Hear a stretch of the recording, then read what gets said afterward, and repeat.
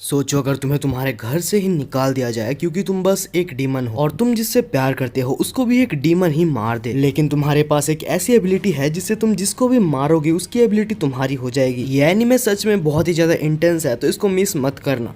इस एनिमे की शुरुआत में हम एक लड़की को देखते हैं जो कि चिल्ला चिल्ला के कह रही होती है कि प्लीज मुझे मत मारिए, लेकिन उसके डैड उसको मार के उसके घर से निकाल देते हैं और कहते हैं कि तुम मेरी जिंदगी की सबसे बड़ी गलती हो। जहाँ ये सब उसका भाई भी देख रहा होता है। वो अपने भाई से मदद भी मांगती है लेकिन उसका भाई उस वक्त कुछ भी नहीं कर पाता और उसके डैड उस लड़की को लात मार के घर से निकाल देते हैं। घर के बाहर वाले स्टोर रूम में कैद करके रख देते हैं। उसका भाई जिसका नाम चिंता था वो ये सब सह नहीं पा रहा था, जिस वजह से वो अपने बहन को स्टोर रूम से बाहर निकालने के लिए आधी रात को जाता है। लेकिन जब चिंता वहाँ पर जाता है तो वो देखता है उसकी बहन तो स्टोर रूम में है ही नहीं। फिर वो उसको इधर उधर हर जगह पर खोजने लगता है और घर के बाहर वो देखता है कि बारिश में वो भीग रही थी। तब चिंता उसके पास जाता है और उससे माफी मांगता है और बोलता है कि हमारे डैड जब तुम्हें मार रहे थे तब मुझे कुछ करना चाहिए था, लेकिन मैं बहुत ज्यादा डर गया था, प्लीज मुझे माफ कर दो। तब उसकी बहन जिसका नाम सीजू में था, बारिश की वजह से उसकी पट्टी थोड़ी सी नीचे आ गई थी और हम उसके डीमन आई को देखते हैं। तब सीजू में बोलती है कि प्लीज भैया आप मेरी वजह से इतनी तकलीफें मत उठाया कीजिए, आप डैड के पास जाइए, उन्हें आपकी जरूरत है। तब उसका भाई बोलता है नहीं हम लोग यहाँ से जा रहे हैं। और उसके बाद हम देखते हैं चिंता और सुजू में रात के अंधेरे में एक जगह पर बैठे होते हैं। उनके पास रहने के लिए एक भी जगह नहीं था, लेकिन तभी यहाँ पर एक आदमी आता है। वो आदमी चिंता से कहता है कि अगर तुम्हारे पास रहने के लिए कोई जगह नहीं है तो तुम मेरे साथ चलो, वैसे भी बाहर बहुत ज्यादा ठंड है, तुम ज्यादा देर यहाँ पर बाहर नहीं रह पाओगे। चिंता के पास कोई भी ऑप्शन नहीं था, जिस वजह से वो उस आदमी के साथ जाने के लिए मान जाता है। अगले सीन में हम चिंटा को देखते हैं जो कि जस्ट सो के उठा हुआ होता है और वो आदमी बोलता है तो तुम उठ गए, तो ये है हमारा विलेज। और उसके बाद वो आदमी पूरा चिंटा को अपना विलेज दिखाता है। वो आदमी ये भी बताता है कि ये विलेज ब्लैक स्मिथ का विलेज है जहाँ पर सब लोग कटाना बनाया करते हैं। जब वो आदमी घर आता है तब हम देखते हैं उस आदमी की बेटी जो कि उनको देख के बहुत ज्यादा खुश होती है। फिर वो लड़की उसके पास जाके खुद को इंट्रोड्यूस करती है, जहाँ पर वो बोलती है कि उसका नाम सिरायुकी सान है। तब चिंता खुद को इंट्रोड्यूस करते हुए बोलता है कि मेरा नाम चिंता है और ये मेरी बहन सुजुने है। सीरिया ये सुन के बहुत ही ज्यादा खुश होती है और बोलती है कि तुम आज से मेरे को सीरिया बुला सकते हो क्योंकि आज से हम एक ही फैमिली है। अगले सीन में हम देखते हैं कि सीरिया के डैड बैठ के अपने तलवार को साफ कर रहे थे, जहाँ पर अभी भी चिंता को समझ नहीं आ रहा था कि वो बैठ के क्या करे। तब चिंता पूछता है तो क्या आप एक समुराई हो, लेकिन तब वो बोलते हैं कि नहीं मैं एक सेंटिनल हूँ जो कि लोगों को डीमन से बचाते हैं। फिर हम देखते हैं कि सीरिया, चिंता और साथ ही में सुजुने खेलते खेलते बहुत अच्छे दोस्त बन जाते हैं। एक शाम सीरिया की एक दोस्त जब अपने मॉम के पास लौट के जाती है तब चिंता पूछता है कि सीरिया आखिर तुम्हारे मॉम कहाँ पर है। तब हमें पता चलता है कि सीरिया की मॉम इस विलेज की गॉडेस हैं जिसको सब नहीं मिल सकते, बहुत ही कम जन उनसे मिल सकते हैं, जैसे कि मेरे पापा और कुछ प्रीस्ट। मैं उनकी बेटी हूँ लेकिन आज तक मैंने उन्हें कभी भी अच्छे से नहीं देखा। तब चिंता कहता है कि मुझे तुम्हारी मॉम का नाम पता है जो कि यूकोजो है और मुझे पता है उन्होंने ही हमें यहाँ पर रहने की इजाजत दी है। फिर हम 3 साल बाद का सीन देखते हैं जहाँ पर चिंता भी तलवारबाजी सीखने की कोशिश कर रहा था क्योंकि वो भी मोटोहारू जैसा एक सेंटिनल बन के अपनी विलेज की रक्षा करना चाहता है। लेकिन चिंता की जो प्रोग्रेस थी वो बहुत ही स्लो हो रही थी, जिस वजह से वो बहुत ज्यादा दुखी हो गया। जहाँ पर मोटोहारू बोलता है कि चिंता मत करो, तुम्हारी प्रोग्रेस बिल्कुल सही है। तब मोटोहारू बोलता है कि तुम जरूर एक दिन एक कामयाब सेंटिनल बनोगे। साथ ही साथ सीरिया भी बोलती है कि हाँ बिल्कुल सही, मेरे को तुम्हारे ऊपर पूरा भरोसा है कि चिंता तुम एक दिन एक अच्छे सेंटिनल बनोगे। इसके बाद हम बहुत सालों बाद देखते हैं जहाँ फाइनली चिंता अपने विलेज का सबसे स्ट्रॉन्गेस्ट सेंटिनल बन चुका है और चिंता फिलहाल रक्षा कर रहा है अभी की प्रेजेंट गॉडेस जिसका नाम शिरिया यूकी है। इसके बाद चिंता सारे लोगों को बताता है कि कैसे डीमन से ह्यूमन का फॉर्म लेके यहाँ पर विलेज में अटैक करने की कोशिश कर रहे हैं। लेकिन फिर वहाँ पर बैठा हुआ चीफ बोलता है कि वो डीमन पक्का यहाँ पर गॉडेस की लिवर को खाने के लिए आया था, क्योंकि हमारी एंशिएंट हिस्ट्री के हिसाब से जो भी गॉडेस की लिवर को खाता है वो इमॉर्टल बन जाता है। किसी को भी इस बात पर विश्वास नहीं हो रहा था, लेकिन तब चीफ बोलता है कि इससे पहले भी इस तरीके के अटैक हो चुके हैं और यह अटैक इससे पहले वाले गॉडेस के ऊपर हुआ था जो कि सीरिया की माँ थी और हमारे मोटोहारू ने भी उस डीमन को मारते हुए अपनी जान गंवा दी थी। तब हमें क्यूमासा नाम के एक सेंटिनल के बारे में बताया जाता है जो कि चीफ का बेटा था। वो चिंता का मजाक उड़ा रहा होता है लेकिन चिंता भी पीछे नहीं हटता। दोनों की बहस हो रही होती है लेकिन तभी गॉडेस शिरिया बोलती है कि तुम लोग एक दूसरे से माफी मांगो। कुछ देर बाद जब वहाँ से सब लोग चले जाते हैं तो शिरिया अपने नॉर्मल फॉर्म में आ जाती है और वो चिंता से बिल्कुल फ्रीली बात करने लगती है, लेकिन चिंता उसको ऐसे बात करने से मना करता है। लेकिन उसको अच्छे से पता है कि शीरिया को मना करने का उसका कोई भी फायदा नहीं, क्योंकि शीरिया आखिरकार चिंता की बचपन की दोस्त है। तब चिंता भी उससे नॉर्मली बात करने लग जाता है, जहाँ पर शीरिया बोलती है कि सुजुने तुम्हारा वेट कर रही थी। हम देखते हैं कि सुजुने को यहाँ पर गॉडेस के आसपास रहने से स्ट्रिक्ट मना है, लेकिन है तो ये लोग दोस्त थे, जिस वजह से कभी कभी ये लोग मिल लिया करते हैं। हम देखते हैं कि सुजुने का हाइट अभी तक बड़ा नहीं होता है, शायद इसलिए क्योंकि वो एक डीमन है। तब यहाँ पर चिंता को लगता है कि कोई उसके पास आ रहा है, जिस वजह से वो सुजुने को छुपने के लिए बोल देता है। और तभी चीफ उसके पास आ जाता है और चिंता को बाहर जाने के लिए बोलता है, ताकि वो यहाँ पर शीरिया युकी यानी कि गॉडेस से अकेले में बात कर सके। फिर हमें शीरिया, चिंता और सुजुने का पास्ट दिखाया जाता है, जहाँ पर शीरिया के माता पिता मर चुके होते हैं और शीरिया ये डिसीजन लेती है कि विलेज की नेक्स्ट गॉडेस वो बनेगी, क्योंकि उसकी मॉम इस विलेज से बहुत ज्यादा प्यार किया करती थी। जहाँ शीरिया चिंता को बोलती है, अगर मैं गॉडेस बन गई तो मैं तुमसे ज्यादा नहीं मिल पाऊंगी। लेकिन तब यहाँ पर चिंता बोलता है कि अगर तुम गॉडेस बनने वाली हो तो मैं यहाँ का सबसे पावरफुल सेंटिनल बनूंगा, ताकि हम लोग मिल सके। अचानक से हमें दो डीमंस को दिखाया जाता है, जो कि पेड़ के ऊपर बैठ के सुजुने के ऊपर नजर रख रहे थे। और इसके बाद हमें चिंता को दिखाया जाता है, जिसकी आज छुट्टी थी और वो घर में बैठा होता है। चिंता और सुजुने बैठे हुए थे, तभी वहाँ पर शीरिया आ जाती है और उसको देख के यहाँ पर चिंता बिल्कुल चौंक जाता है और मना करता है कि ऐसे तुम कभी भी मत आ जाया करो, क्योंकि तुम एक गॉडेस हो और तुम ऐसे अगर मेरे घर में आओगी तो ये ठीक नहीं रहेगा। शीरिया बोलती है कि चिंता मत करो, मैंने सारे चीफ्स की परमिशन ले ली है। और फिर वो तीनों लोग बैठ के वहाँ पर खाना खा रहे होते हैं। खाना खाते खाते वो लोग डिस्कशन करते हैं कि यहाँ पर चिंता और शीरिया की आज छुट्टी है, तो वो दोनों बाहर घूमने जा सकते हैं। ये सुन के सुजुने तो बहुत ज्यादा खुश हो जाती है, क्योंकि सुजुने को पता है कि ये दोनों एक दूसरे को लाइक करते हैं। इसके बाद हम देखते हैं कि दोनों ही चल के पूरा गांव को घूमते हैं, जहां इन दोनों को सब लोग देख रहे हैं। कुछ देर बाद जाके ये दोनों एक जगह बैठते हैं, जहां ये लोग अपने पेरेंट्स के बारे में सोच रहे थे। ये दोनों एक दूसरे से वादा लेते हैं कि जैसे इनके पेरेंट्स इसके गांव को प्रोटेक्ट करते थे, वैसे ये दोनों भी अपने गांव को प्रोटेक्ट करेंगे। कुछ देर बाद शीरिया बोलती है कि चिंता मेरी बात सुनो, अब मैं तुम्हें कुछ बहुत ही इंपॉर्टेंट बात बताने जा रही हूँ। चिंता, मैं तुम्हें सच में बहुत ज्यादा प्यार करती हूँ, लेकिन क्योंकि मैं एक गॉडेस हूँ तो मेरे कुछ कर्तव्य हैं, और हमारे विलेज के चीफ चाहते हैं कि मेरी शादी क्यूमासा से हो, क्योंकि वही हमारा विलेज का अगला चीफ होने वाला है। और चीफ चाहते हैं कि इस विलेज का अगला गॉडेस यानी कि मेरी बेटी जल्द से जल्द इस दुनिया में आए, ताकि अगर कभी भी मैं डीमंस के हाथों मारी गई तो अगली गॉडेस मेरी बेटी बनने के लिए रेडी होगी। और इसके बाद शीरिया ये भी बताती है कि मैं तुम्हारे साथ इस विलेज से भाग जाना चाहती हूँ, लेकिन मुझे पता है कि तुम मुझसे प्यार नहीं करते। तब चिंता समझाता है कि शीरिया से वो आखिरकार कितना ज्यादा प्यार करता है, लेकिन फिर वो ये भी बोलता है कि तुम एक गॉडेस हो और तुम्हें यहाँ से ऐसे भाग जाना शोभा नहीं देता, जहाँ मैंने भी कसम खाई है कि मैं इस विलेज को प्रोटेक्ट करूंगा। जिस वजह से शीरिया अगर हम यहाँ से भाग भी जाए तो हमारे लाइफ का कोई पर्पस नहीं होगा। और हम देखते हैं कि ये दोनों एक दूसरे से वादा करते हैं कि ये लोग अपने अपने फर्ज निभाएंगे, जिस वजह से इन दोनों को अपना प्यार दफनाना होता है। अगले दिन विलेज चीफ को पता चलता है कि विलेज में कुछ डीमंस है, जिस वजह से वो डीमंस को मारने के लिए चिंता को भेज देता है। दूसरी साइड क्यूमासा चिंता को बहुत ही बुरी तरह से पकड़ता है और बोलता है कि क्या तुम हमारी शादी से खुश हो? मुझे पता है कि तुम शीरिया से प्यार करते हो। तब चिंता बोलता है कि गांव की भलाई के लिए यही सही रहेगा। फिर हम देखते हैं कि चिंता अपने डीमंस को मारने के लिए निकल जाता है, जहाँ दो डीमंस जो सुजुने के ऊपर नजर रखे हुए थे, उनमें से एक डीमन सुजुने के पास चला जाता है, जहाँ दूसरा डीमन यहाँ पर चिंता के साथ फाइट करने लग जाता है। हम देखते हैं कि यहाँ पर चिंता उस डीमन के साथ फाइट कर रहा था, जहाँ वो डीमन चिंता के ऊपर भारी पड़ रहा था, लेकिन बहुत मेहनत करने के बाद फाइनली चिंता उस डीमन के एक हाथ को काट देता है। जहाँ डीमन को दर्द होने के जगह उसे मजा आने लगता है और वो बोलता है कि आखिर ये तलवार तुमने उठाई क्यों है? जहाँ चिंता बोलता है कि तुम जैसे बदमाश डीमंस को मारने के लिए और अपना वादा पूरा करने के लिए। दूसरी साइड जो डीमन जो यहाँ पर सुजुने के पास थी, वो समझ जाती है कि सुजुने एक ह्यूमन फॉर्म में बैठी हुई है, हालांकि वो एक डीमन है और वो ये सब बस अपने भाई के लिए कर रही है, क्योंकि वो अपने भाई को बहुत ज्यादा प्यार करती है। लेकिन ये डीमन तो बिल्कुल अयानोकोजी जैसे मैनिपुलेटर निकली। वो सुजुने को मैनिपुलेट करते हुए ये दिखाती है कि कैसे यहाँ पर चिंता एक डीमन के साथ लड़ रहा है और वो खतरे में है, और उसे बचाने के लिए यहाँ पर सुजुने को जाना पड़ेगा। पहले तो उसके साथ जाने के लिए सुजुने मना कर देती है, लेकिन इसके बाद वो डीमन उसको दिखाती है कैसे शीरिया और क्यूमासा मिलके बाद में चिंता को मिलके धोखा देने वाले हैं। और ये सुन के सुजुने को बहुत ज्यादा गुस्सा आ जाता है, जिस वजह से वो फाइनली यहाँ पर जाने के लिए रेडी हो जाती है। दूसरी साइड हम देखते हैं कि वो डीमन सच में यहाँ पर चिंता के ऊपर बहुत ज्यादा भारी पड़ रहा था। चिंता उठता है और उस डीमन से पूछता है कि आखिर तुम लोग यहाँ पर ह्यूमंस को क्यों मारते हो? डीमन जवाब देता है कि ये तो हमारी नेचर में है और हम इसको बदल नहीं सकते। और फिर से यहाँ पर डीमन और चिंता की लड़ाई चालू हो जाती है, जहाँ इस बार वो डीमन चिंता का एक हाथ को उसी के तलवार से काट देता है और साथ ही साथ उसके तलवार के भी 2 टुकड़े कर देता है। लेकिन तभी टाइम देखते साथ यहाँ पर चिंता उसी टूटे हुए तलवार को लेकर डीमन के दिल के अंदर घुसा देता है, जिस वजह से वो डीमन यहाँ पर मारा जाता जाता है, लेकिन मरने से पहले वो डीमन बोलता है, हम डीमन इस गांव में बस इसलिए आए थे ताकि हम यहाँ पर सबसे स्ट्रॉन्गेस्ट डीमन से मिल सके। चिंता साफ साफ समझ जाता है कि आखिरकार वो किसकी बात कर रहा है, वो सुजुने की बात कर रहा है। दूसरी साइड हम क्यूमासा को देखते हैं जो कि सीरिया से ये बुलवाने की कोशिश कर रहा था कि वो इस शादी से खुश है, जहाँ सीरिया भी ये समझ चुकी थी कि विलेज के लिए उसको ये सब करना ही होगा, जहाँ वो भी इस बात को मान लेती है। लेकिन तभी यहाँ पर वो डीमन सुजुने के साथ यहाँ पर आ जाती है ताकि वो सुजुने को दिखा सके कि ये दोनों मिलके यहाँ पर चिंता को धोखा दे रहे हैं। जहाँ सुजुने वो उन दोनों को देख के यहाँ पर सीरिया से बोलती है कि मुझे नहीं पता था कि तुम इस टाइप की इंसान हो, मैं इतने सालों तक ह्यूमन फॉर्म में रही ताकि मैं अपने भाई और तुमको खुश देख पाऊं, लेकिन आखिरकार इन सब का क्या मतलब हुआ। सीरिया उसको ये सब समझाने की कोशिश करती है कि ये सब वो बस अपने विलेज को बचाने के लिए कर रही है, लेकिन सीरिया की बात सुनने से पहले ही वो डीमन यहाँ पर सुजुने को भड़काने लग जाती है और सुजुने के हाथ में वो एक तलवार देती है जिससे वो यहाँ पर शिराया को मारने के लिए बोलती है। दूसरी तरफ यहाँ पर जिंता देखता है कि उसका हाथ खुद ब खुद ठीक हो गया, लेकिन उसको कुछ भी समझ नहीं आता। जैसे ही वो कुछ समझ पाता उससे पहले वो देखता है कि पूरे विलेज में यहाँ पर आग लग चुकी है। इसी तरफ हम देखते हैं कि सुजुने यहाँ पर असली डीमन फॉर्म में आ चुकी है, जहाँ वो सिराया को मारने के लिए बिल्कुल रेडी थी। लेकिन तभी यहाँ पर जिंता आ जाता है और वो सिराया को गले लगा लेता है,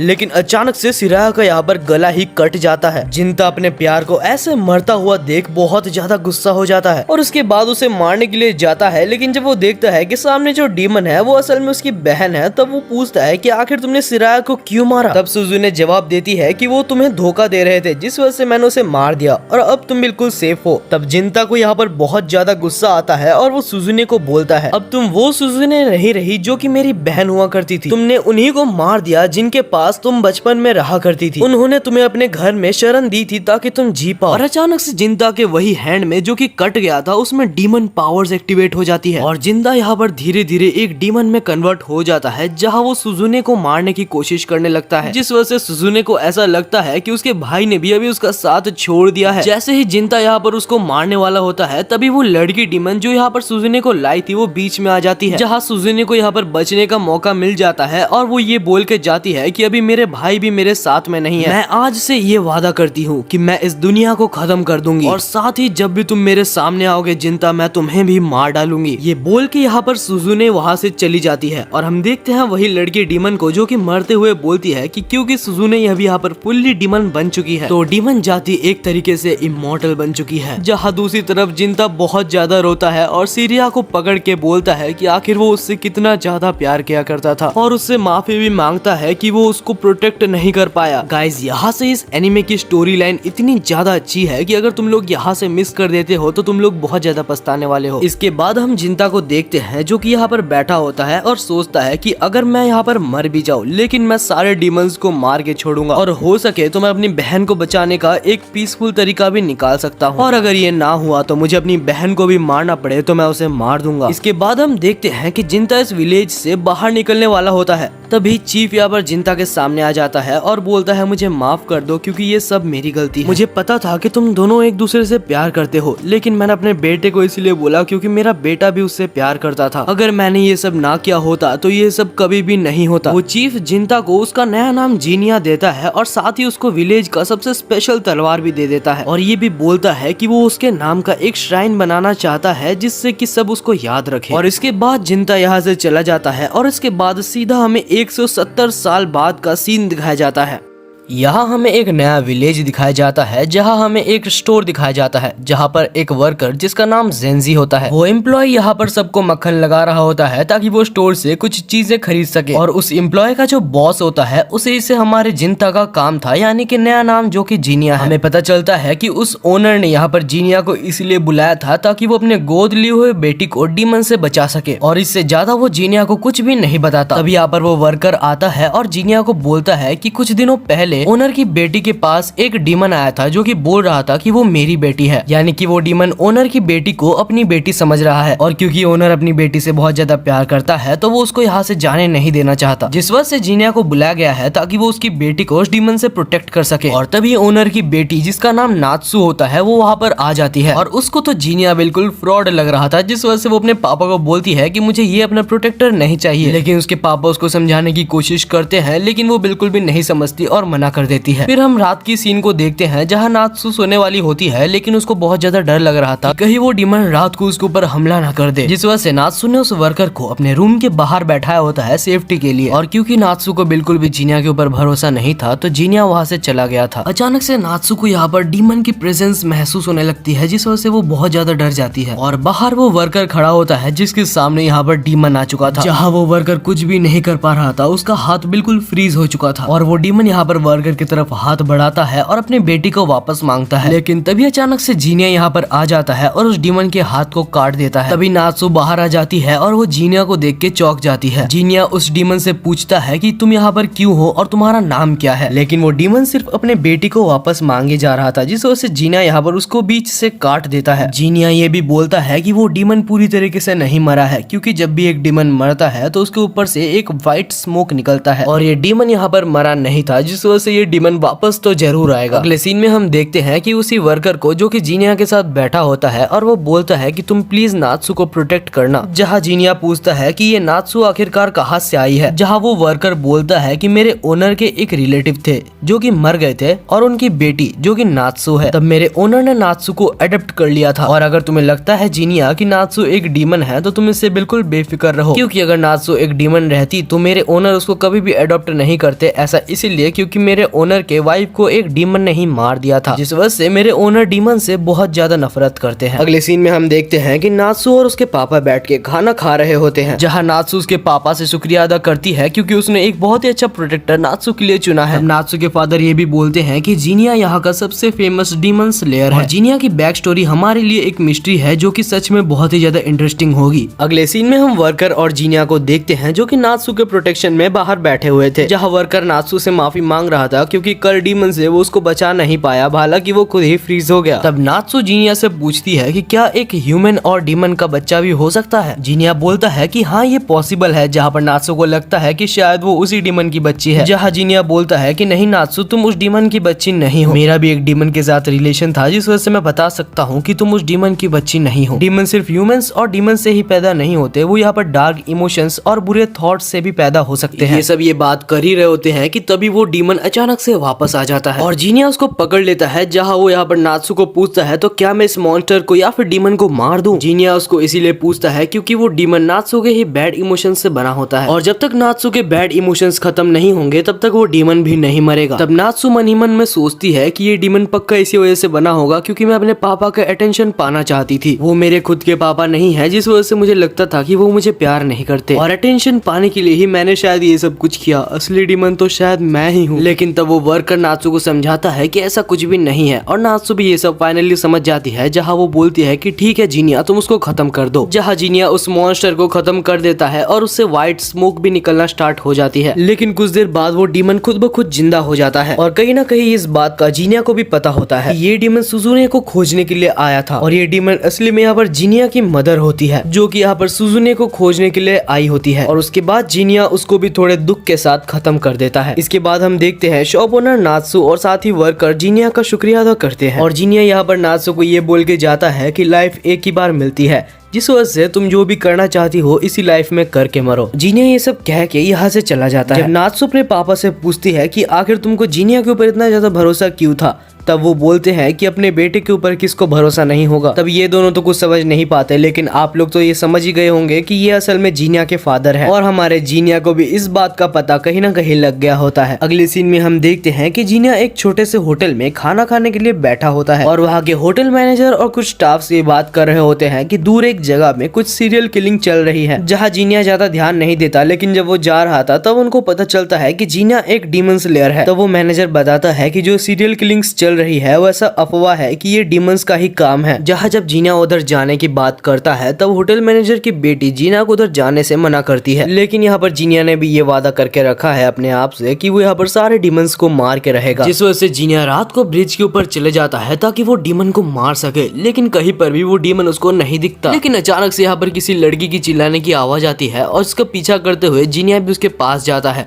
जहाँ पर वो देखता है कि बहुत सारे लड़कों की लाश पड़ी हुई है। लेकिन जीनिया को ये समझ नहीं आ रहा था कि लड़की की आवाज कहाँ से आई, जहाँ अचानक से एक इनविजिबल डीमन जीनिया के ऊपर अटैक करना स्टार्ट कर देता है। और एक इनविजिबल डीमन को जीनिया अपने नॉर्मल फॉर्म में नहीं हरा सकता, जिस वजह से वो अपने डीमन फॉर्म में आ जाता है और उसका मुंह पकड़ के उसको सीरियल किलर बोलता है, जिससे वो डीमन उसको रुकने के लिए बोलता है। जहाँ वो डीमन बोलता है कि मैं भी सीरियल किलर को ही मारने के लिए यहाँ पर आया हूँ और तुम यहाँ पर थे, जिस वजह से मुझे लगा कि तुम ही सीरियल किलर हो और मैंने तुम्हारे ऊपर अटैक किया। लेकिन जीनिया पूछता है कि एक डीमन भला एक डीमन को क्यों मारेगा। तब वो डीमन बोलता है कि ये सब जानने के लिए तुम मेरे घर चलो। और वो डीमन यहाँ पर बोलता है कि कुछ डीमन होते हैं जो कि यहाँ पर ह्यूमन फॉर्म में भी रहते हैं और वो ह्यूमंस की प्रोटेक्शन भी करते हैं। और क्योंकि एक डीमन कभी भी झूठ नहीं बोल सकता, जिस वजह से जीनिया इस बात को मान लेता है। और इस डीमन का नाम मोसुकी था, जो कि एक सुपीरियर डीमन था, क्योंकि उसकी एबिलिटी एक बहुत ही रेयर एबिलिटी थी। मोसुकी ये भी बोलता है कि सारे सुपीरियर डीमन स्ट्रांग हुआ करते हैं, लेकिन मैं उतना स्ट्रांग नहीं हूँ। और बोलता है कि जो डीमन को हम खोज रहे हैं वो लड़कों को मार देता है और लड़कियों को किडनैप करके ले जाता है। और ये मेरे को इसलिए पता है क्योंकि उस डीमन ने मेरी वाइफ को भी किडनैप कर लिया है और उस डीमन ने मेरे वाइफ को मार भी डाला है, जिस वजह से मैं उस डीमन को मेरे हाथों ही मारना चाहता हूँ। तो प्लीज जीनिया, तुम मेरे को उस डीमन को मारने देना। लेकिन जीनिया इस बात के लिए मना कर देता है। तब वो बोलता है कि ठीक है जीनिया, मैं तुम्हारे साथ मिलकर उस डीमन को खोजूंगा, लेकिन आखिरी में मैं ही उसे मारूंगा। तब जीनिया इस बात के लिए राजी हो जाता है और उसके बाद वो डीमन जीनिया को पूछता है कि आखिर तुम डीमन स्लेयर क्यों बने। तब जीनिया दो रीजंस बताता है। पहला है कि पैसा कमाने के लिए और दूसरा ये है कि वो किसी स्पेशल डीमन को रोकना चाहता है। हम देखते हैं इसके बाद ये दोनों मिलके हर जगह पर उस डीमन को खोजते हैं, लेकिन कहीं भी वो उसे नहीं मिलते। अगले सीन में हम जीनिया को उसी होटल में देखते हैं जहाँ पर वो खाना खा रहा होता है और जीनिया को वो खाना बहुत ही पसंद आता है, जिस वजह से वो उस खाने की तारीफ कर देता है। और वो खाना बनाया था उस होटल मैनेजर की बेटी, जिसका नाम ओफू था। अभी अचानक से होटल मैनेजर आके बोलने लगता है कि जीनिया, अगर तुम चाहो तुम मेरी बेटी से शादी कर सकते हो। लेकिन तभी अचानक से ओफू खुद ही मना कर देती है कि मेरे पापा के बिहेवियर के लिए मुझको माफ कर देना। कुछ देर बाद जब जीनिया बाहर टहल रहा होता है तब वो ओफू को देखता है, जो कि फ्लावर्स को देख रही थी। जीनिया ओफू के पास जाता है और उन फ्लावर्स को देखता है, जहाँ उसको सीरिया की याद आने लगती है। वो सीरिया के वो हरकतों के बारे में सोच सोच के हंस रहा होता है, जहाँ पर ओफू बोलती है कि तुम हंसते हुए बहुत अच्छे लगते हो, माना कि तुम एक डीमन स्लेयर हो, जिस वजह से तुम्हें हमेशा टेंशन रहती है, लेकिन कभी कभी हंस लिया करो। फिर ओफू और जीनिया के बीच में कुछ बातें होती है और जीनिया यहाँ पर ओफू को घर छोड़ने के लिए चला जाता है, जहाँ उसे घर छोड़ते वक्त वो ये भी बोलता है कि अगर तुम्हें कभी टाइम मिले मुझे और भी फ्लावर्स के बारे में बताना। इसके बाद हम जीनिया और मोसुके को देखते हैं, जो कि उस डीमन को खोजने के लिए निकल जाते हैं और वो लोग एक ब्रिज में थे। तभी पीछे से एक लड़की आने लगती है और तभी अचानक से एक बहुत ही बड़ा डीमन जीनिया के ऊपर हमला कर देता है, जिसको जीनिया रोक लेता है। लेकिन तभी वो डीमन अचानक से हट के उस लड़की के ऊपर हमला करने लगता है।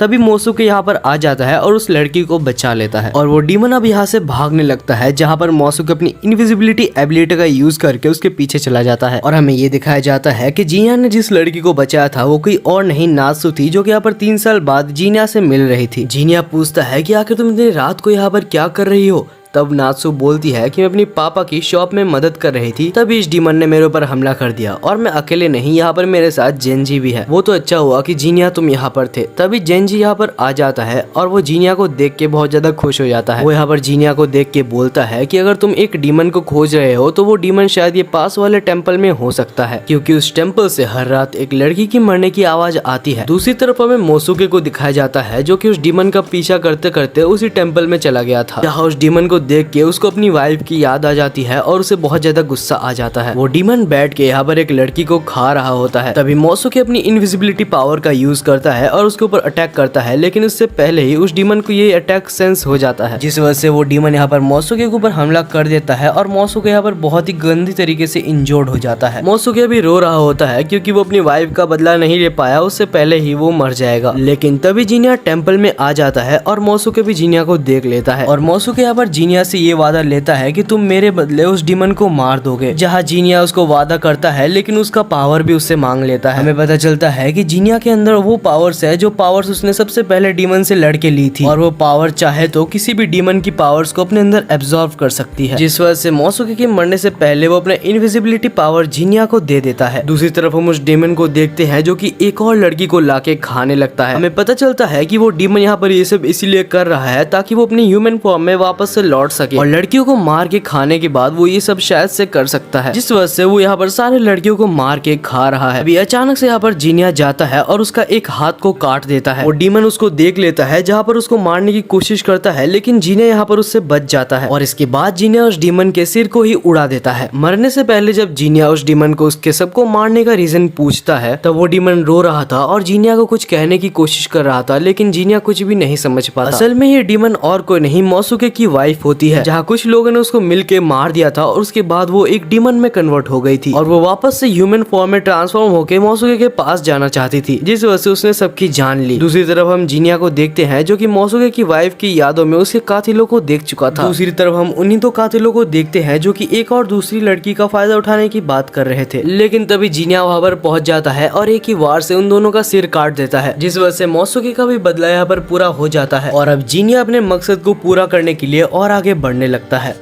अगले सीन में हमें एक लड़की को दिखाया जाता है जो कि एक बॉल को पकड़ के कुछ मंत्र बोल रही होती है। तभी हमें एक और पर्सन दिखाया जाता है जो कि बहुत ही टेंशन में इधर उधर घूम रहा था और उसका नाम नाओ था। उसी सुबह वो पर्सन उसी होटल में गया होता है जहाँ पर जीनिया हर रोज खाने के लिए जाता था, जहाँ होटल मैनेजर उससे पूछता है कि आखिर तुम इधर टेंशन में क्यों लग रहे हो। तब नाओ बोलता है कि मैं अपने बड़े भाई को खोज रहा हूँ और सबसे हैरान कर देने वाली बात ये है कि मेरा बड़ा भाई किसी को भी याद नहीं है। तभी वहाँ पर जीनिया की एंट्री हो जाती है और क्योंकि ओफू और जीनिया एक बहुत ही अच्छे दोस्त बन चुके थे तो ओफू के कहने पर जीनिया उसकी बात सुनता है, जहाँ जीनिया बोलता है कि तुम्हारी प्रॉब्लम डीमन से रिलेटेड नहीं है, जिस वजह से मैं तुम्हारी हेल्प नहीं कर सकता। जो सुन के नाओ बहुत ज्यादा उदास हो जाता है और वहाँ से चुपचाप चला जाता है। जहाँ उसके जाने के बाद ओफू और होटल मैनेजर कहते हैं कि नाओ एक ऐसा बंदा है जिसका बड़ा भाई है लेकिन कोई भी उसके बड़े भाई को याद नहीं कर पा रहा, तो जीनिया प्लीज तुम नाओ की हेल्प कर दो ताकि वो अपने बड़े भाई को खोज सके। जहाँ जीनिया को रिक्वेस्ट करने के कारण वो भी मान जाता है कि वो नाओ की हेल्प कर देगा। अगले सीन में हमें जीनिया को दिखाया जाता है जो कि नात्सु के साथ बैठा होता है और जीनिया नात्सु को पूछता है कि आखिर तुम शादी कब करने वाली हो। तब नात्सु बोलती है कि मैं अपने फादर के बिजनेस में हेल्प कर रही हूँ, जिस वजह से मैं कोई मर्चेंट से ही शादी करूंगी। जहाँ नात्सु जीनिया से पूछती है कि आखिर तुम कब शादी करोगे, जहाँ जीनिया बोलता है कि मैं कोई शादी वगैरह नहीं करने वाला क्योंकि मैं सिग्मा हूँ। जोक से साइड जीनिया अभी भी उसकी यादों को नहीं भूल पाया गाइस। दूसरी साइड हमें नाव को दिखाया जाता है जो कि अभी भी अपने बड़े भाई को खोज रहा होता है, जहाँ उसकी मॉम उसके सामने आ जाती है और नाव को बोलती है कि तुम अभी बड़े हो चुके हो, जिस वजह से तुम्हें अपने ड्यूटीज पे ज्यादा फोकस करनी चाहिए। जहाँ नाव बोलता है कि मैं बस एक बार अपने बड़े भाई को खोज लूं, उसके बाद मैं वादा करता हूँ कि मैं अपनी ड्यूटीज को अच्छे से निभाऊंगा। नाव जब आगे जाता है तो वहाँ पर उसे जीनिया भी मिलता है। जब उसको पता चलता है कि जीनिया उसकी मदद करने के लिए तैयार है तो नाव बहुत खुश हो जाता है। तब जीनिया बोलता है कि मैं तुम्हारी मदद जरूर कर रहा हूँ, लेकिन तुम अपने एक्सपेक्टेशंस को बहुत ज्यादा बढ़ाना मत, क्योंकि ऐसा भी हो सकता है तुम्हें अपने बड़ा भाई ना मिले। जहाँ जीनिया और नाव अभी नाव के घर में बैठे होते हैं, जहाँ पर नाव उसके तलवार के बारे में उसे कुछ सवाल पूछता है। नाव को तलवारों के बारे में जानने में बहुत ज्यादा इंटरेस्ट था, जिस वजह से वो जान जाता है कि जीनिया के पास जो तलवार है वो असल में ब्लैक स्मिथ विलेज से बिलोंग करती है। जब नाव उसको तलवार अच्छे से दिखाने बोलता है तो जीनिया बोलता है कि तलवार को छोड़ो और अपने बड़े भाई के बारे में बताओ। जहाँ नाव एग्री करता है और बोलता है मेरे बड़े भाई डिसअपीयर होने से पहले उनके पास से फ्लावर की स्मेल आ रही थी और उनके पूरे रूम से भी फ्लावर्स की स्मेल आ रही थी, और ये बहुत अजीब है क्योंकि मेरे बड़े भाई को फ्लावर्स बिल्कुल भी पसंद नहीं थे। जब जीनिया पूछता है कि आखिर वो किस तरीके के फ्लावर्स थे, तब नाव बोलता है कि वो फ्लावर्स अभी भी मेरे पास है और वो फ्लावर्स नाव के घर में रखे होते हैं, जिस वजह से जीनिया भी नाव के घर में जाता है। अगले सीन में हम जीनिया को उसी होटल में देखते हैं, जहाँ होटल मैनेजर उसको एक चीज देते हुए बोलता है कि ये नाव की है और ये चीज शायद तलवार में यूज होती है, लेकिन तलवार मेरी कोई भी काम की नहीं, जिस वजह से मैं ये तुम्हें दे रहा हूँ। नाव को सच में तलवार बहुत ज्यादा पसंद है और वो कोई भी खास तलवार देखते साथ पागल सा हो जाता है। और इसके बाद जीनिया फ्लावर्स को लेके ओफू के साथ डिस्कशन करता है, जहाँ उसे ये कंक्लूजन मिलता है कि वो फ्लावर्स असल में डैफोडिल्स थे और डैफोडिल्स का नाम सुनते साथ जीनिया बहुत ज्यादा घबरा जाता है। जहाँ दूसरी सीन में हमें उसी लड़की को दिखाया जाता है जो कि एक बॉल को लेके मंत्र गा रही होती है, जहाँ कुछ बोलते बोलते वो अपने पेरेंट्स को देखती है, लेकिन फिर से जब वो अपने पेरेंट्स को देखती है तो उसके पेरेंट्स अचानक से गायब हो जाते हैं। इसके बाद हम जीनिया और नाव को एक घर में बैठा हुआ देखते हैं, जहाँ पर नाव उसको वही फ्लावर्स दिखा रहा होता है। तब जीनिया उस फ्लावर्स को देखता है और कुछ सोचता है। जब नाव पूछता है कि वो क्या सोच रहा है तो जीनिया बोलता है फ्लावर्स का नाम डेफोडिल्स है और ये वहीं पर उगते हैं जहाँ पर डीमंस रहते हैं। इसका मतलब तुम्हारा बड़ा भाई जहाँ पर भी है वो एक डीमन के साथ है। इसके बाद जीनिया नाव को वो रूम दिखाने बोलता है जहाँ पर उसका बड़ा भाई रहता था। जब जीनिया और नाव उस रूम में जाते हैं वहाँ पर उसी डेफोडिल्स की स्मेल आने लगती है और उस रूम में जाते साथ उस स्मेल के साथ ही वो लोग डीमन वर्ल्ड में रिइंकार्नेट हो जाते हैं। रिइंकार्नेट होते साथ हमें वही छोटी लड़की दिखाई जाती है जो कि बॉल के साथ खेल रही थी और साथ ही हमें नाव का बड़ा भाई भी दिखाया जाता है। तब हमें उस छोटी सी लड़के की बैक स्टोरी पता चलती है जहाँ बहुत समय पहले की बात है कि वो और उसकी फैमिली शांति से एक जगह पर रहा करते थे, लेकिन एक दिन अचानक से पूरे विलेज में आग लग जाती है। तब वो और उसके रिलेटिव साथ ही उसके पेरेंट्स भी उस आग में जल जाते हैं और जब ये सब कुछ हो जाता है तो वो छोटी लड़की डीमन में कन्वर्ट हो जाती है और तब जब वो डीमन बन चुकी थी तब उसको डेफोडिल्स मिलते हैं जिससे वो एक इमेजिनरी वर्ल्ड बनाती है। और क्योंकि नाव और उसकी फैमिली वहीं पर रह रही थी जहाँ पर वो छोटी लड़की पहले रहती थी, जिस वजह से नाव का बड़ा भाई गलती से इस वर्ल्ड में ट्रांसपोर्ट हो जाता है। लेकिन अब नाव के बड़े भाई को उस डीमन के लिए बुरा लग रहा होता है, जिस वजह से वो उससे पूछता है कि आखिर तुम चाहो तो तुम मेरी बेटी के हिसाब से मैं तुम्हें पाल सकता हूँ। लेकिन फिर वो लड़की डीमन बोलती है कि नहीं, तुम्हारी फैमिली भी तुम्हारे लिए वेट कर रही होगी और मेरी सलाह मानोगे तो तुम्हें यहाँ से जल्दी चले जाना चाहिए। लेकिन उसका बड़ा भाई ये चीज मान ही नहीं रहा होता। तभी अचानक से नाव का बड़ा भाई कहीं पर गायब हो जाता है और तभी जीनिया और नाव भी यहीं पर चले आते हैं और उस डीमन को देख के नाव उससे रिक्वेस्ट करने लगता है कि प्लीज बता दो कि आखिर मेरा बड़ा भाई कहाँ चला गया। तब पीछे से जीनिया बोलता है कि नॉर्मल वर्ल्ड के हिसाब से डीमन वर्ल्ड में बहुत जल्दी टाइम बीतता है और फिर नाव समझ जाता है कि क्योंकि उसका बड़ा भाई डीमन वर्ल्ड में 2 दिन से ज्यादा रुका था, जिस वजह से उसका बड़ा भाई मर चुका है। और ये सब एक्सेप्ट कर लेने के बाद ये दोनों ही अपने रियल वर्ल्ड में ट्रांसपोर्ट कर दिए जाते हैं। और ठीक उसके अगले दिन हम सबको फिर से उसी होटल में बैठा हुआ देखते हैं जहाँ पर नाव कुछ रिसर्च करके आया होता है और तब जीनिया नाव से माफी मांगता है कि वो उसके बड़े भाई को नहीं खोज पाया। लेकिन तब नाव बोलता है कि ऐसा नहीं है जीनिया, तुम्हारी वजह से मैं जान पाया कि आखिर मेरे बड़े भाई को क्या हुआ था और अब कम से कम मैं अपने जॉब्स में तो ध्यान लगा ही सकता हूँ। और फिर कुछ बात करने के बाद नाव वहाँ से सबसे अलविदा लेके चला जाता है। सबके जाने के बाद जीनिया शॉप ओनर से बोलता है कि मुझे पता है कि आप ही नाव के बड़े भाई हो, क्योंकि मैंने एक बार सुना था कि आपने नाव को हायोमा कहा था और ये नाव का वो नाम है जो कि सिर्फ उसके क्लोज मेंबर्स या फिर फैमिली मेंबर्स को ही पता है। तब वो जीनिया को कहता है कि सच में तुम बहुत ही ज्यादा इंटेलिजेंट हो, तुमने ठीक कहा जीनिया, मैं ही उसका बड़ा भाई हूँ। जब जीनिया पूछता है कि आखिर तुमने नाव को क्यों नहीं बताया कि तुम ही उसके बड़े भाई हो, तब वो शॉप ओनर बोलता है कि अगर मैं उसको बता देता तो वो मुझे अपने साथ ले जाता और मैं उस छोटे से डीमन को अकेले नहीं छोड़ना चाहता जिसको मैंने इतने सालों से पाला है और मुझे अच्छे से पता है कि मेरी फैमिली कभी भी एक डीमन को एक्सेप्ट नहीं करेगी। जब जीनिया इसके बारे में और डिटेल में पूछता है तब उसको पता चलता है कि वो छोटी सी डीमन और कोई नहीं ओफू है और अब ओफू मेरी एक बेटी की तरह हो चुकी है।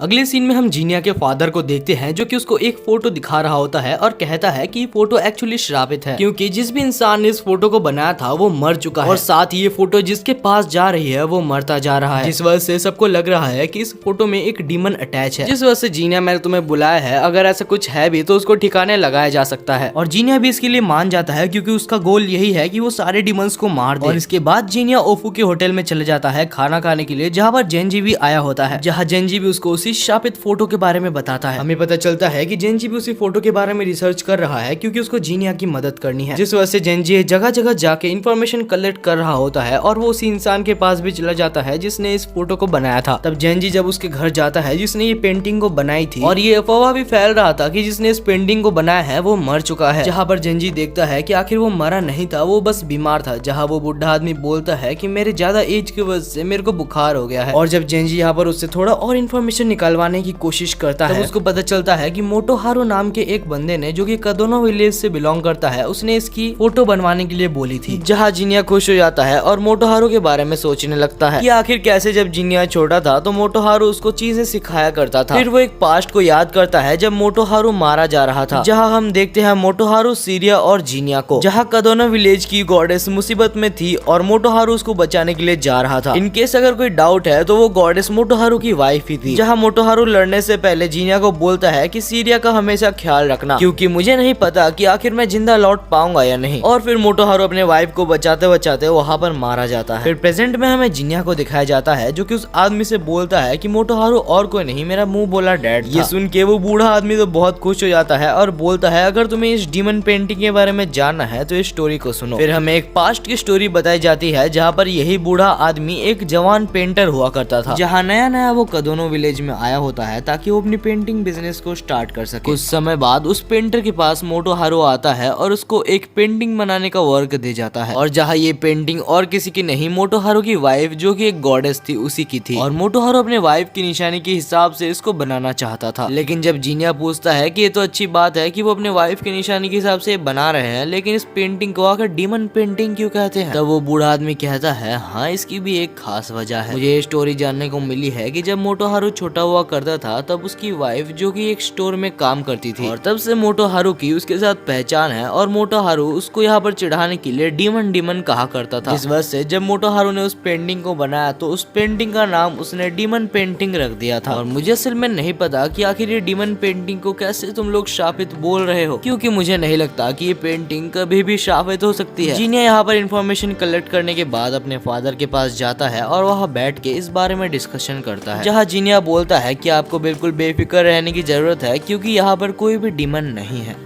अगले सीन में हमें जीनिया एक चेरी ब्लॉसम ट्री के नीचे खड़ा हुआ दिखाया जाता है, जहाँ अचानक से एक डीमन आती है और उसको खुद को खरीदने के लिए जीनिया को रिक्वेस्ट करने लगती है। लेकिन जब जीनिया मना कर देता है तो वो डीमन उसके ऊपर अजीब तरीके से चढ़ने लग जाती है। इस वजह से जीनिया के पास उस डीमन को मारने के अलावा कोई भी ऑप्शन नहीं बचता, और जब यहाँ पर जीनिया उस डीमन को मार देता है तभी अचानक से एक लड़की वहाँ पर आ जाती है जिसका नाम हालो था। वो बोलती है कि बहुत बढ़िया, तुमने उस डीमन को मार गिराया जिसने सबको अभी तक बहुत तंग करके रखा था। एक्चुअली वो एक लड़की है जिसके साथ बहुत ही ज्यादा बुरा हुआ था, जिस वजह से वो एक डीमन बन गई, लेकिन वो एक्चुअली यहाँ पर सबकी जान ले रही थी, जिस वजह से उसको मारना बहुत ज्यादा इम्पोर्टेंट हो गया था। और फिर यहाँ पर हालो बोलती है कि अगर मैं भी किसी दिन एक डीमन बन जाऊं तो मैं तुमसे ये वादा चाहती हूँ कि तुम मेरे को भी मार दो। लेकिन जीनिया बोलता है कि मैं ऐसा नहीं कर सकता क्योंकि इसके लिए मुझे पैसे चाहिए। इसके बाद हम देखते हैं ओफुको और नात्सुको जो कि मार्केट में घूम रहे होते हैं। तभी अचानक एक लड़का जिसका नाम आकित्सु होता है वो यहाँ पर ओफुको बुलाता है। जब नात्सु आकित्सु को देखती है तो उसको वो थोड़ा जान पहचान में आता है और उसका ऐसा लगता है कि ये कुछ तो गड़बड़ करने वाला है। लेकिन फिर आकित्सु उसको बहुत सारे फीमेल की चीजें दिखाने लगता है जिससे वो बहुत ज्यादा खुश हो जाती है, और इसके बाद आकित्सु उसको एक गोल्डन हेयर पिन भी दिखाता है जिसको देख के यहाँ पर नात्सु बहुत ज्यादा खुश हो जाती है और उसको लेके भी वो बहुत ज्यादा खुश थी। अगले सीन में हमें जीनिया को दिखाया जाता है जो कि एक डीमन का पीछा कर रहा था। कुछ देर बाद वो डीमन उसको दिखाई देता है, जहाँ जीनिया उस डीमन का नाम पूछ के उसको एक ही झटके में मार देता है। जहाँ जिस पर्सन ने जीनिया को उस डीमन को मारने के लिए कहा था वो पर्सन यहाँ पर जीनिया को अपना पेमेंट कर देता है। कुछ देर बाद हमें जीनिया को दिखाया जाता है जो कि हालो के साथ बात कर रहा था, क्योंकि हालो ने उस डीमन की इन्फॉर्मेशन दी थी, जिस वजह से जीनिया हालो को भी थोड़े से पैसे दे देता है। इसके बाद हालो बताती है कि ऐसा रीमर्स फैल रहा है कि एक डीमन हंटर ऐसा आया है जो कि शिकिगामी का यूज करके डीमंस को मारता है। इसके बाद हम जीनिया को देखते हैं जो कि ओफू के होटल में खाना खाने के लिए आया होता है, लेकिन तभी वहाँ पर नात्सु भी होती है जो कि जीनिया को गले लगा लेती है, और फिर नात्सु बोलती है कि मैं तुम्हें बहुत ज्यादा पसंद करती हूँ मेरे बड़े भाई। और जीनिया ये देख के बहुत ज्यादा चौंक जाता है क्योंकि आखिरकार नात्सु उसको अपना बड़ा भाई क्यों बोल रही है। और वहाँ बैठा जेंजी तो बिल्कुल दुखी हो जाता है। क्या मतलब जेंजी दुखी क्यों हुआ? वो तो उसी को पूछना पड़ेगा कि ये टकला आखिर दुखी क्यों हो रहा है। और तब अचानक से ओफू आके बोलती है कि नात्सु बहुत ही अजीब बिहेव कर रही है जब से उसने ये क्लिप लगाया है। तब जीनिया उसका हेयर क्लिप निकाल देता है, लेकिन हेयर क्लिप निकालने के बाद भी उसमें कोई फर्क नहीं आता। जब सबको पता चलता है कि ये हेयर पिन आखिरकार आकित्सु से खरीदा गया है तब जेंजी बहुत ज्यादा हैरान हो जाता है, क्योंकि असल में आकित्सु तो बहुत सालों पहले ही मारा गया था। तब सबको उसका वेट करने के लिए बोल के जीनिया वहाँ से उसको खोजने के लिए चला जाता है। जीनिया हर जगह आकित्सु को खोजता है, लेकिन आकित्सु उसको कहीं पर भी नहीं मिल रहा था। और फिर जीनिया को आकित्सु को खोजते खोजते शाम हो जाती है, जहाँ पर आकित्सु खुद ही वहाँ पर चला आता है और वो आके जीनिया से पूछता है कि तुम मुझे हर जगह पर खोज रहे हो, बताओ तुम्हें मेरे से क्या काम है। और यहाँ आकित्सु को ये पता चल चुका होता है कि जीनिया असल में एक डीमन है, और आकित्सु ही वो पर्सन होता है जो कि शिनिगामी का यूज करके डीमंस को मारता है, जहाँ वो कुछ अपने वुल्फ शिनिगामीज को समन कर लेता है ताकि वो जीनिया के ऊपर हमला करके उसको मार सके। और इसके बाद हम देखते हैं कि आकित्सु के शिनिगामीज जीनिया के ऊपर हमला करना चालू कर देते हैं, जहाँ जीनिया उनको एक एक करके काट रहा था, लेकिन क्योंकि वो एक शिनिगामीज थे तो वो खुद ब खुद समन होते जा रहे थे। जीनिया आखिर उसको जितना भी मार ले, शिनिगामीज का खत्म होने का नाम ही नहीं आ रहा था। तब जीनिया बहुत ही स्पीड से आकित्सु की तरफ बढ़ता है और उसको बीच में से काट देता है, लेकिन आकित्सु को कुछ भी नहीं होता क्योंकि वो तो ऑलरेडी मर चुका है। और जो आकित्सु के सामने खड़ा है वो और कोई नहीं एक परछाई है। तब वो शिनिगामी इस जीनिया के ऊपर फिर से हमला कर देते हैं, लेकिन इस बार जीनिया अपनी डीमन पावर का यूज करके उन शिनिगामी को अपने अंदर एब्जॉर्व कर लेता है। और ये देखकर तो आकित्सु बिल्कुल चौंक गया था, क्योंकि उसको पता ही नहीं था कि जीनिया किसी को पावर्स को भी एब्जॉर्व कर सकता है। और इसके बाद जीनिया उसी के शिनिगामी को उसी के ऊपर छोड़ देता है, जिस वजह से वो उसको मारने के लिए जाते हैं, जहाँ पर आकित्सु जीनिया से माफी मांगने लगता है। जहाँ जीनिया आकित्सु से कहता है कि अपना मुंह खोलो और अपने बारे में सब कुछ बताओ, लेकिन आकित्सु ये सब करने से मना कर देता है। जहाँ जीनिया कहता है कि तुम्हारे पास दो ऑप्शन है, पहला ये है कि या तो मैं तुमको एब्जॉर्व कर लूंगा और उसके बाद खुद ही देख लूंगा कि तुम्हारी मेमोरीज में क्या क्या है, और दूसरा ये है कि तुम मुझे खुद ही ये सब बता दो। जिस वजह से आकित्सु को लगता है कि दूसरा ऑप्शन ही सबसे ज्यादा बेस्ट है। लेकिन फिर आकित्सु जीनिया से रिक्वेस्ट करके बोलता है कि प्लीज मुझे अपने डॉल्स कलेक्ट कर लेने दो। जब आकित्सु अपने डॉल्स को कलेक्ट कर रहा था, तब जीनिया पूछता है कि आखिर ये डॉल्स क्या है। तब आकित्सु बोलता है कि ये डॉल्स के अंदर कुछ इमोशंस है, जिस वजह से ये लोग डीमन में कन्वर्ट हो पाते हैं। और इसके बाद जीनिया उस हेयरपिन के बारे में पूछता है जो कि नात्सु के सर में लगा हुआ था,